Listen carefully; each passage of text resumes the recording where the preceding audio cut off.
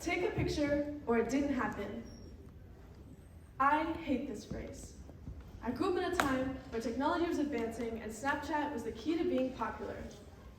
My friends from home, they'd always say, Lily, you need to post in your story to prove that your life is fun and interesting. With the definition of home being gray, lifeless skies, and a constant smell of cow poop and gasoline, you might find it hard to believe when I tell you that my life is fun. I eat breakfast for dinner, I dance in the rain any chance that I can get, and in 2019, I went to the Galapagos, alone. It was a wonderful trip. When I got off the boat, the air smelled rich of guava, the sun was beaming on my skin, and there were animals as far as I could see, even in the restaurants. Compared to home, this was a dream come true. But there I was, in the midst of all this bliss, and all I could worry about was capturing it through my screen. I should call my mom. She would love to see this. What about my dad? He probably misses me so much. Maybe I send them pictures, some videos. What about my friends? I've been talking to them about this for weeks on end. I should post. Or maybe I don't post. What if I don't get enough likes? I've been trying so hard to take these pictures. Okay, fine, I'll post. Where should I go to get a moment away with just me and my phone? How did it come to this? The one place I couldn't have my phone was in the water. This was a blessing in disguise because it really put me in the moment. But it was also magnificent that I wanted to capture it forever. My only option being a mental picture. A mental picture? Why don't they just make phones waterproof? The first time the water separated my phone and I was when I went snorkeling. I'd rented a wetsuit already cold and damp from the renters before me. The sun made the air 90 to 100 degrees every single day, making the sand between my toes scorching hot. The kind of hot that makes you tiptoe like the Grinch to save your feet. The water, even from afar, was crystal clear. From my towel, I got a sneak peek of what I was in for. When I got there, I dipped my toes in, and it was so cold, it was painful. I don't know if it was because I was sun-kissed, or maybe they had just melted an iceberg in preparation for my arrival, but it was cold. But this didn't matter. As soon as I dove in the water, the pinks, the blues, and the greens that covered the ocean floor were mesmerizing. I remember wishing that I had my phone to capture it in all of its glory. There was one rule, though. I wasn't allowed to touch any of the wildlife. The plants and the animals, they were all off limits. And this was so hard, because even as the plants waded in the water, it was as if they were calling me over. As I dove deeper in the water, fish no bigger than my hands came out of nowhere to peck me on my mask. Their scales were vibrant in color, matching the seafloor. The urge to touch only grew stronger. Now I know that these fish were probably being territorial, but I love to tell people that they were kissing me. If only I got this on video, my friends would have ate this up. That's when my mask began to fill with water, first covering my mouth, and then my nose, and I was able to hold my breath long enough for it to cover my eyes. Eventually, I had to go to the surface to empty it out. But that's when I heard someone yell, guys, come here. This is beautiful, you cannot miss it. And when I got there was a family of turtles swimming so close that they grazed my stomach. Is this real life? How many moments like this have I missed? I struggle to admit that my phone had pulled these wonderful moments into the undercurrent. And that's when I realized I didn't need my phone. There was no picture that could capture this surreal feeling that I was having. And just when I thought it could not get any better, lizards the size of my arm came out of nowhere, unfazed by our presence. It was as if these animals had taken this phone addiction and simply swam away with it. And although my heart overflowed with excitement, it also sank for all those moments that my phone had taken away from me. Why experience it through a screen when I can just put it down and experience it right in front of me? So, for the rest of this trip, and all my trips to come, I put my phone down and I lived in the moment.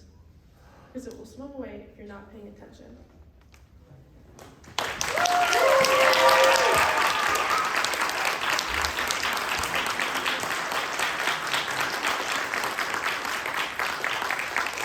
Thank you, Lily. Next is Cora Lovedahl.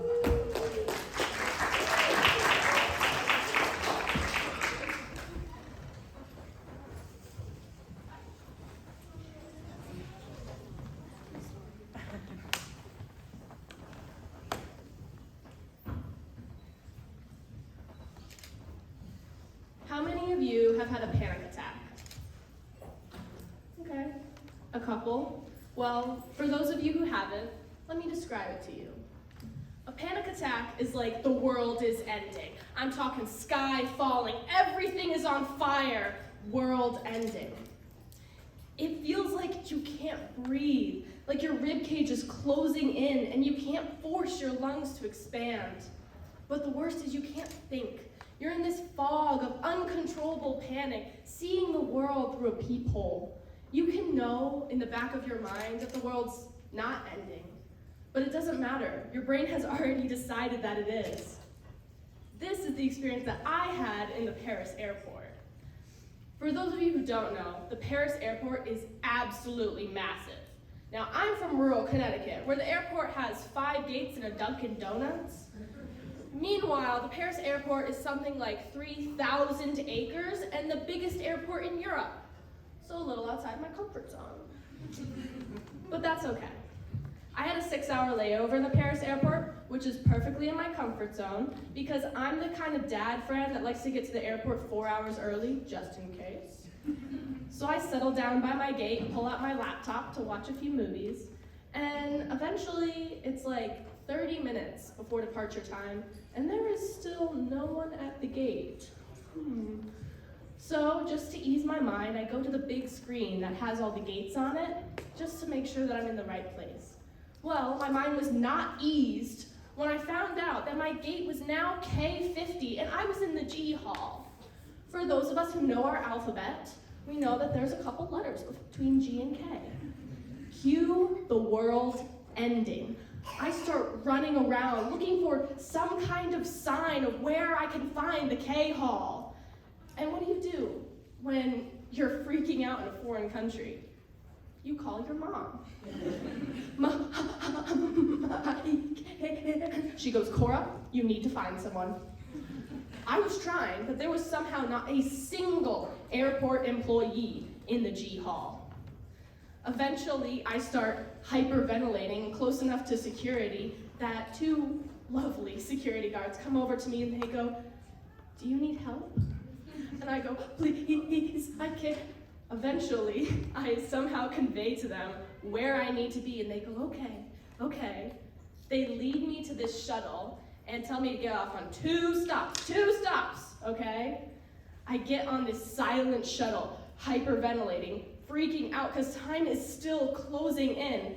Everyone else on this silent shuttle giving me some bombastic side eye. Eventually, I get to the K hall, but of course, it's K50, so it's all the way at the other end. So I start running as fast as I can down this hall. But since I was hyperventilating, it was more like a fast limp. Eventually, I get there, and I can see the plane out the window. I get to the desk, and I say, that's my plane. The guy at the desk says, we can't let you on. There's 300 other people on that plane who got here on time. We can't delay them for you.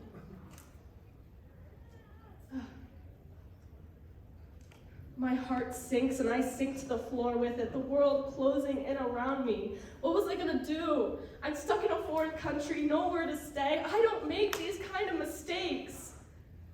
And then suddenly I hear, it's okay. We missed it too.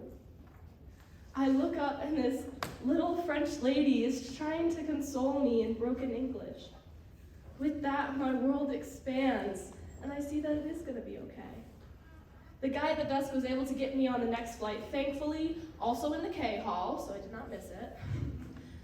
And I realized that even though the world felt like it was ending, it really wasn't.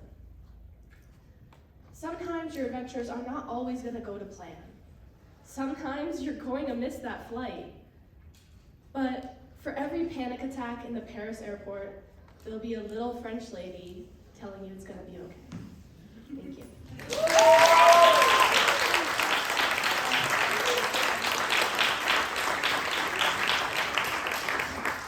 Thank you, Cora. And our final speaker is Courtney McCormick.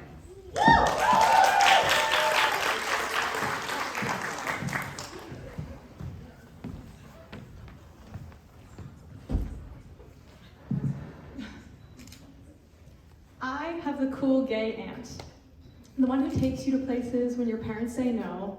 She encouraged me to start cussing around the age of 12. I've even taken edibles with this woman. She now spends her days retired in Vegas, golfing and gambling, but most importantly, she's the most magical person I have ever met. She's been with me through the thick and the thin, the fun and the ugly, but her real passion shines through in one place: concerts. She loves to dance and sing, so she goes to as many concerts as possible to party for as long as possible. Now, I never really connected with music growing up, but there was always one artist who I actually knew the words to: Taylor Swift. It's a cliche, but I love the most popular artist growing up, and I've been a fan of Taylor since her country days. So, when I was a sophomore in high school, my aunt and her never-ending concert fever got me and a tight-knit group of Swifties tickets to her concert. We're not quite on the floor, but just above on the high-rises, and my aunt swears it's gonna be the best view in the house.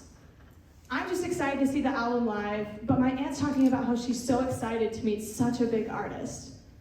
I'm thinking she's fanatical, but she's been really lucky meeting celebrities before, and I'm thinking her confidence is just misplaced.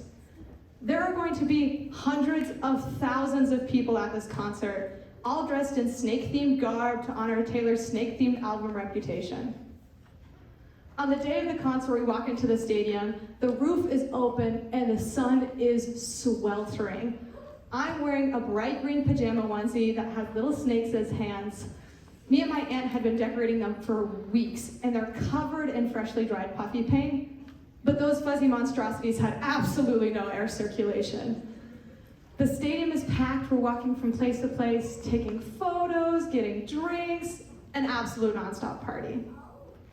The concert starts where the lights are blinding, we're right next to a speaker. People are looking at us, taking photos, background dancers, production team. We're starting to feel like we're the celebrities. Legend has it we were even Twitter famous for a minute. As we're dancing and singing, my aunt are looking at each other, perfect tone-deaf harmonies, and then all of a sudden, everyone's focus shifts to one spot. A black swarm comes in towards us, parting the Red Sea of fans. It's a group of security surrounding one center person, Andrea Swift, Taylor Swift's mom. She comes up the high rises, looks us up and down, and asks, "Have any of you met Taylor Swift before?" We look at her and we say, "Absolutely not." Her response, "Well, you're about to." I'm crying, my aunt and I are screaming. I can barely contain my joy for the rest of the concert. My heart's beating, my hands are sweating, and I am definitely dancing like nobody's watching. I'm questioning, what do you say? What do you say to a celebrity you've wanted to meet your whole life? And by the end of the concert, I'm full-blown panicking. Is my hair okay? Do I smell bad? I'm hyperventilating, but my aunt stands cool as a cucumber, keeping our energy up after that concert high. She looks like she's taking a stroll in the park. We get escorted to this private tent. It's covered in black chiffon ribbon, has giant plaster snakes, and it looks like we're about to explore buried treasure. As we're taking in our surroundings and looking around, the Taylor Swift pops out from behind a curtain. She's got a cat shirt on, denim shorts, thigh-high high heels, and she very casually announces, "Hey everyone." The international pop star just walked into the room like she was joining us for casual brunch. Everyone is moon-eyed, staring at her. We're escorted behind this private curtain, and she's less than 3 feet away from me now. I could see her sparkling sapphire eyes, her champagne blonde hair, and then she individually hugged every single one of us. I got to touch Taylor Swift. Her face was 3 inches from my face. She had just been performing for probably 2 hours, but she is the best smelling human I have ever met. Lightly floral with just a fresh hint of laundry blowing in the wind. I am shell-shocked. My hands are shaking. I'm choked up on the brink of tears. I can't get a word out. But my aunt stands steadfast like she was meant to be there the whole time. She's joking with Taylor like they're old friends, setting up the perfect photo shoot, like she's done this every single day. She's reminiscing on a time she saw her open up in Nashville for a band that Taylor is now much bigger than. When we left, I was on cloud 9.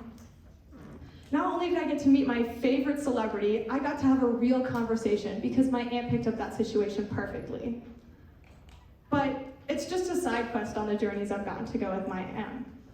She's an absolute rock of my life, and if I had to pick between meeting Taylor again and going on adventures with my aunt, it's my aunt, every single time, because she makes the best adventures no matter where she goes. Thank you.